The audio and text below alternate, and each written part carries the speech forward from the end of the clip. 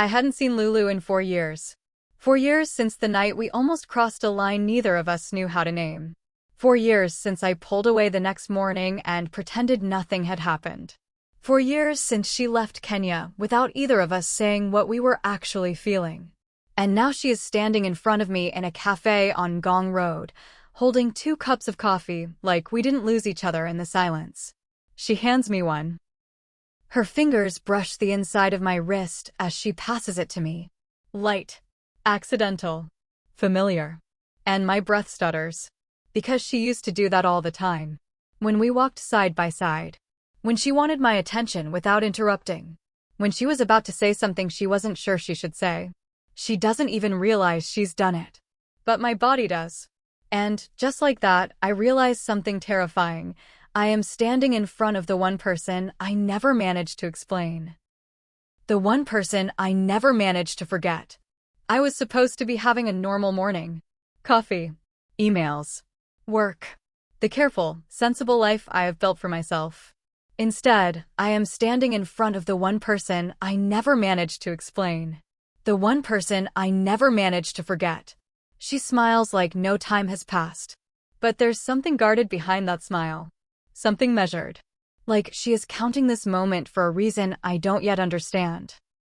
Like we didn't spend 4 years avoiding the one conversation that mattered. How have you been? She asks.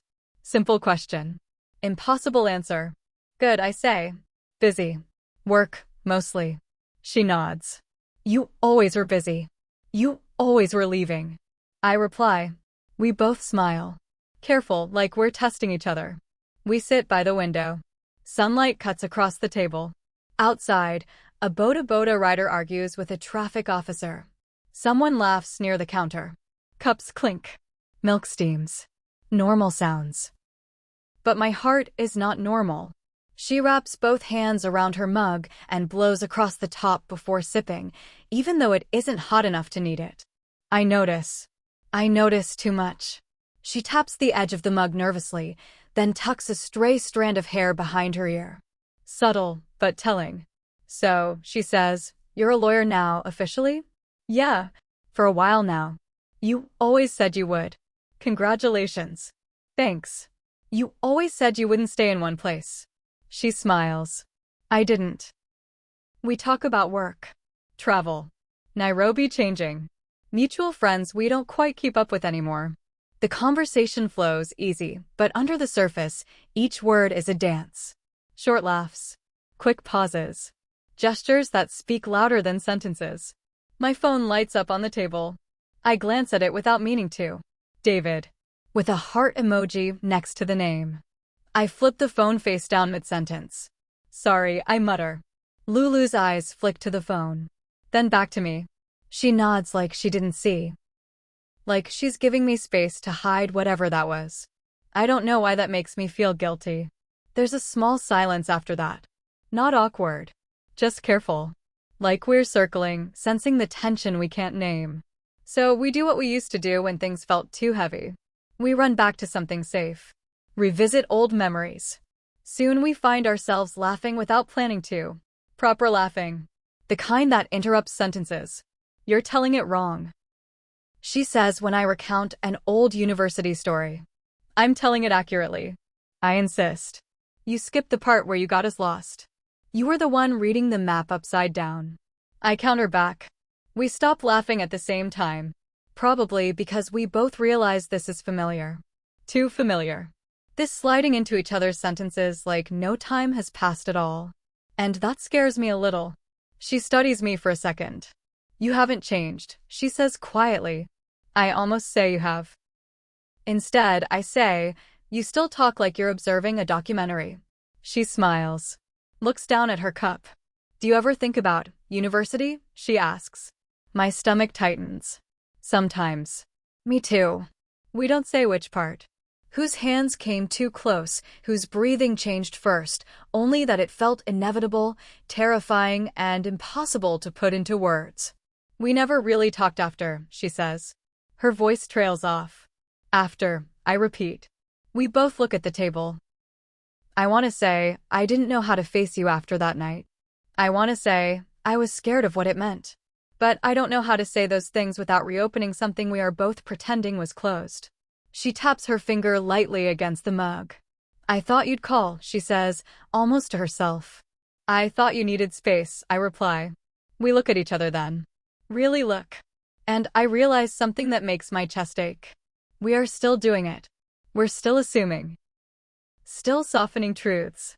Still avoiding the exact words that matter. Still protecting each other from a truth neither of us has the courage to name first. A silence settles. Not awkward. Just full, waiting, pregnant with what we can't say. She breaks it. We should do this again. Next Friday. She says it lightly. Like it's casual. Like this is just two old friends catching up. I don't pretend to think about it. Yeah, I say too quickly. I'd like that. We both nod like this is reasonable. Harmless. Simple. Like my heart isn't beating in my throat. Outside the cafe, we stand facing each other. Heat rising from the pavement. Car horns. People brushing past us. Friday evening, she asks. Sure. We hesitate, then hug, brief, careful. But for half a second, her hand presses into my back the way it used to, and my body reacts before my mind can stop it. I breathe in sharply. She still smells like sandalwood. That quiet, warm scent that has always been hers. I glance at her one last time before stepping back, sensing that something has shifted. And suddenly I am not outside a cafe on Ngong Road. I am back in university corridors. Library stairwells. Long walks at dusk. Places where I learned that scent before I knew what it meant. She lets go just a fraction too fast. We step back. Smile, then walk in opposite directions. A beat passes as I watch her go, sensing there's more to come. As I walk away from that cafe, what I don't know is that this was never just coffee for Lulu. Later that day, Lulu closes her apartment door quietly behind her. The room is still, curtains half drawn, afternoon light across the floor. She drops her keys into a bowl and stands there without moving. Then she walks to her wardrobe, opens it, reaches inside, pulls out a suitcase. It is already half packed. Clothes folded neatly, shoes tucked to the side, toiletries in a pouch. She sits on the edge of the bed and looks at it for a long time. Her jaw tightens, her eyes soften. 4 Fridays, she whispers. And suddenly, the coffee doesn't feel accidental at all. Episode 2. The second Friday arrives quietly. 1 week since the cafe. 1 week since I convinced myself that seeing Lulu again was harmless. 1 week of thinking about her at traffic lights, in court corridors, while brushing my teeth, while trying to fall asleep. I told myself this Friday would be easier. I was wrong. We are meeting at a rooftop bar in Westlands. The air is cool. Music hums low. Nairobi spreads beneath us in warm scattered lights. Quieter than the cafe. More private. More dangerous. She is already there when I arrive. Leaning against the railing. Looking out over the city like she's studying it. Like she's trying to memorize it. She turns when she hears my footsteps. Smiles. And for a second, I forget how to breathe. Hi, she says. Hi. We don't hug. We just stand there, aware of the space between us. A space that feels smaller than last week and heavier at the same time. We sit near the edge. Glasses clink somewhere behind us. A waiter passes. Someone laughs loudly at the bar. The world sounds normal. My heart does not. How was your week? She asks. Busy, I say. Yours? She shrugs. Quiet.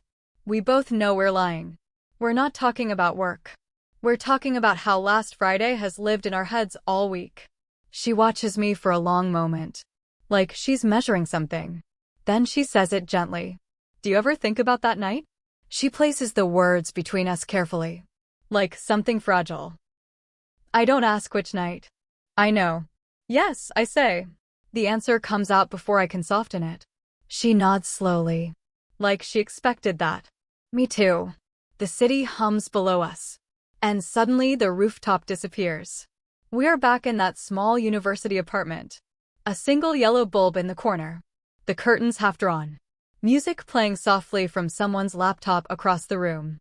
Everyone else had left hours ago. Just us on the couch. Too close. our knees pressed together and neither of us pretending to fix it. We weren't really talking anymore. Words faded into background noise while the space between us tightened, charged, impossible to ignore. When we both reached for the same glass, our fingers touched. Neither of us moved. She looked at me. I held her gaze. That was the moment. She leaned in first, small, almost cautious. I met her halfway. Our foreheads nearly touched. Her breath hit my lips, warm and uneven. There was still time to stop. We didn't. Her mouth found mine softly. Then it deepened. Not hesitant. Not polite. Hungry. My hand went to her waist. Hers slid into my hair and pulled me closer, like she needed to feel that I was real. The kiss turned urgent fast, open-mouthed, breathy, uncoordinated in the way that happens when restraint finally breaks. She shifted closer on the couch without thinking, our bodies aligning, heat building where we touched. I could feel her heartbeat through her chest. Could feel the way her breath kept catching between kisses. We weren't easing into it. We were falling into it. Kissing like we had been trying not to do this for far too long. Like if we stopped, we might lose the nerve to ever start again. She finally looks at me, pulling me back into the present. And I didn't look away. I didn't know how to act after, she says now, pulling me back to the rooftop. Her voice is careful. I thought you regretted it. My chest tightens. I thought you did, I reply. We look at each other. Really look. And the realization settles between us quietly. We both walked away from that night believing the other one wished it hadn't happened. 4 years of misunderstanding. I didn't regret it, I say, almost to myself. Neither did I, she says. A pause. Heavy. Full. My phone lights up on the table. I don't mean to look. But I do. David. I flip the phone face down too quickly. Lulu sees it. This time, she doesn't pretend she didn't. Are you seeing someone? She asks. Her tone is neutral. Too neutral. I don't know why I answer so fast. It's not serious. The lie lands between us immediately. She nods once. Okay. But something shifts. Subtle. Her shoulders straighten. Her expression closes just slightly. We both feel it. An invisible third person sitting at the table with us. We keep talking, but the ease from earlier is gone. You are the easiest person I've ever known, she says quietly. The words land differently now. You too, I say. I don't say, you still are. She looks like she wants to say something else. I wanted to tell you something back then, she starts. Then she stops. Shakes her head lightly. Never mind. I feel the unfinished sentence hovering in the air between us. But I don't push. We sit there longer than we planned to, talking about small things.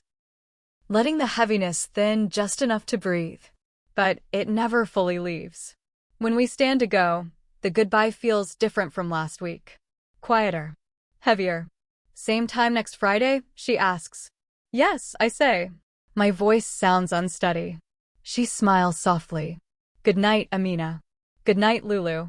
I walk away feeling like we opened a door and then refuse to walk through it. Later that evening, Lulu sits at her desk when she gets home. The room is dark except for the glow of her laptop. She opens an old folder. A draft email, dated 4 years ago. She scrolls, and we hear her words in the quiet room. I think I'm in love with you, and I don't know how to say it without losing you. I don't know if you felt it too, or if I imagined the whole thing. But I know that walking away without telling you will haunt me. She stops reading. Her fingers hover over the keyboard. She doesn't press send, because now she knows something with painful clarity. They never talked about that night. Not when it mattered. And now, she is afraid it might matter too late. Episode 3. This is the third Friday. I don't feel calm when I wake up. I feel like I am heading towards something I cannot control. Lulu is waiting outside my office when I finish work. She smiles when she sees me, but it's smaller than before. Careful. We decide to drive. No destination. Just movement. Nairobi stretches before us, lights blurred by the wet streets. Music hums softly from the speakers. Tires hiss against asphalt. She sits in the passenger seat, turned slightly toward the window. Her hand brushes mine once when I change gears. Accidentally. I feel it everywhere. We don't talk for a while. The silence is not awkward. It's loaded. Then she says, quietly, I'm leaving again. The words land heavily. I glance at her. For how long? She doesn't look at me. I don't know. Something drops in my stomach. The city keeps moving around us. Buses pass. A boda squeezes through traffic. A couple crosses the road laughing. Normal life. Inside the car, nothing feels normal. I keep my eyes on the road. Why no? I ask. She shrugs slightly. It just feels easier to go than to stay. I know she's not talking about geography. I know she means this. Us. The air inside the car feels smaller. I don't plan to ask the next question. It slips out. Are you seeing anyone? She shakes her head no. Then turns slowly toward me. And you? My throat tightens.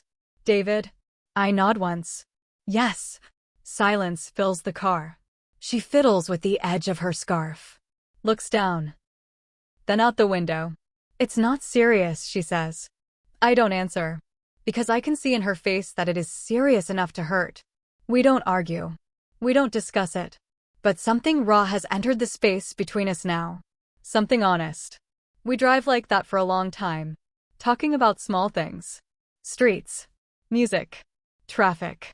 Anything that keeps us from saying the real thing sitting between us. We finally stop outside my apartment. The engine hums low before I switch it off. She steps out. I follow. We stand facing each other under the streetlight. And the distance between us feels unbearable. Good night, she says softly. Good night. She hesitates for half a second. Like she might step forward. But doesn't. She walks away. I watch her disappear into the night, and something inside me twists painfully. Inside my apartment, it's quiet. There's a small gift bag on my bed. A note on top. David. Valentine's weekend plans. I stare at it for a long time before opening it. The note is cheerful, thoughtful, oblivious. And it hurts in a way I can't explain. I sit on the bed and reach under my pillow. The old photo is still there. Lulu and me. University. Smiling. Too close. Too unaware. I press it to my chest. And I cry. Because tonight didn't give me answers. It made everything clearer. And more impossible at the same time. I whisper into the empty room. What are we doing? The city hums outside, unaware. And for the first time since these Fridays began, I realize something I can no longer ignore. This is not harmless anymore. Episode 4. This is the 4th Friday. And in 6 hours, Lulu will be on a plane. Gone. In the last 3 weeks, I had started to hope without meaning to. And at the same time, I kept telling myself I would be ready to let her go. I was wrong. We're on the rooftop terrace of my apartment. Nairobi glowing below us, lights scattered like fireflies. The night air is cool. Quiet. Intimate. Lulu is across from me, watching me the way she always does. Carefully. Like she's memorizing me. There's no small talk tonight. No pretending. Just us. And everything we have avoided for 4 years. She reaches into her bag and pulls out an envelope. Worn at the edges. I should have given you this a long time ago, she says. I take it. My fingers already unsteady. I wrote it the week I left, she adds. I never sent it. My heart stumbles. I open it. Inside is printed paper. An email draft. For years old. I recognize the words before I finish reading them. I think I'm in love with you, and I don't know how to say it without losing you. I don't know if you felt it too, or if I imagined the whole thing. But I know walking away without telling you will haunt me. My vision blurs. Because these are the exact words that have lived inside me for 4 years. I look up at her. She's calm. But her eyes aren't. For Fridays, she says quietly. That was the plan. See you. Say goodbye properly. Leave without wondering for the rest of my life. A sharp breath leaves me. She planned this as a goodbye. And somewhere along the way, I started hoping it was a beginning. She checks the time on her phone. A small, unconscious movement. 6 hours.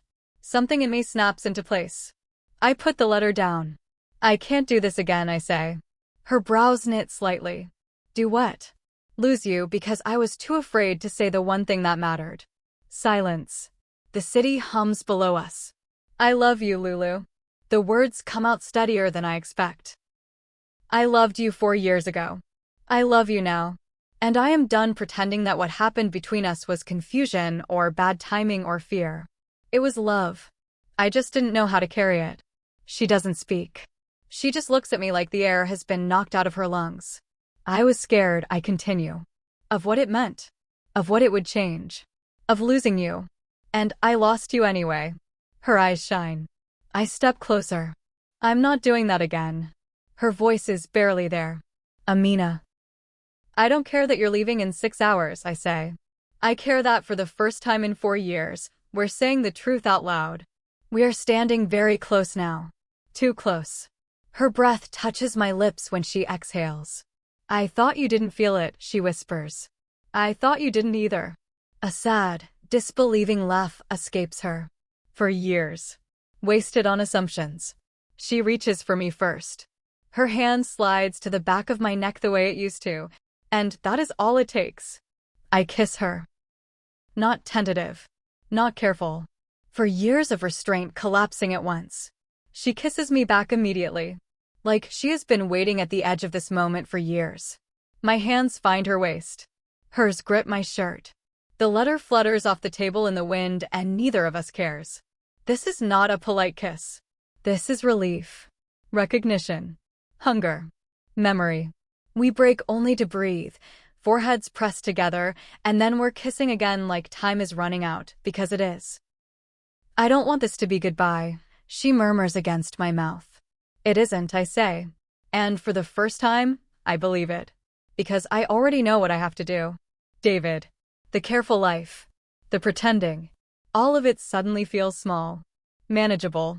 Fixable. Losing her again is not. She rests her forehead against mine. I have to leave in 6 hours, she whispers. I nod. Then we use the 6 hours, I say softly. And when you land, we figure out the rest. Properly. No silence. No guessing. Hope flickers across her face. Fragile. Real. You do that, she asks. I should have done it 4 years ago. She smiles through tears. And kisses me again. This time slower. Certain. Like this is no longer a moment we are afraid of. Below us, Nairobi hums. Above us, the night stretches wide and open. And for the first time since that night on the couch in university, we are not pretending this doesn't matter. This is not a goodbye. This is the beginning of what we were too afraid to have 4 years ago. Hi ladies. Thanks for sticking around till the end. I'm just one African storyteller, sharing love stories the world told us to hide. Please subscribe and help keep these voices alive, one story at a time.